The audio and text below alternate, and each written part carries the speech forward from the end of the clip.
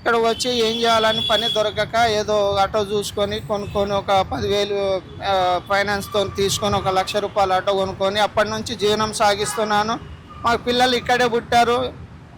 ఇద్దరు అబ్బాయిలు వాళ్ళకు ఇప్పుడు ఇప్పుడు వాళ్ళకు ఇంటర్మీడియేట్, డిగ్రీలు వాళ్ళకు పెద్ద పెద్ద ఫీజులు 2, 2 లక్షలు 3, 3 లక్షలు ఇంటర్మీడియేట్ కట్టాలంటే మాకు ఆర్థిక పరిస్థితి లేదు కాబట్టి మనం ప్రత్యామ్నాయంగా ఉద్యోగం రాలేదు కాబట్టి మేము ఆటోలనే మీద స్థిరపడి ఆటోనే నడుపుతున్నాం కాబట్టి 20 సంవత్సరాల నుండి మమ్మల్ని ఇప్పుడు బయటకు రింగ్ రోడ్డుకు బయటకు వెళ్ళదీస్తే మా పరిస్థితి ఏంది?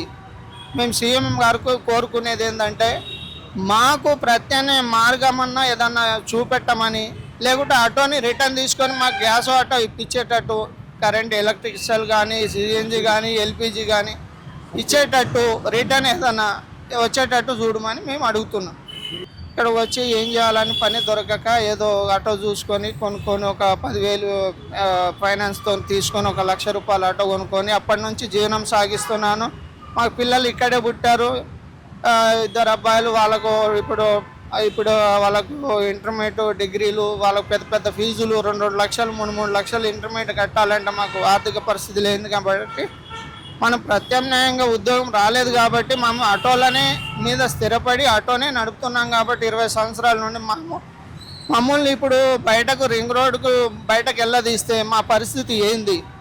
మేము సీఎం గారికి కోరుకునేది ఏంటంటే మాకు ప్రత్యామ్నాయ మార్గమన్నా ఏదన్నా చూపెట్టమని, లేకుంటే ఆటోని రిటర్న్ తీసుకొని మాకు గ్యాస్ ఆటో ఇప్పించేటట్టు, కరెంట్ ఎలక్ట్రికల్ కానీ, సిఎన్జి కానీ, ఎల్పిజి కానీ ఇచ్చేటట్టు రిటర్న్ ఏదన్నా వచ్చేటట్టు చూడమని మేము అడుగుతున్నాం.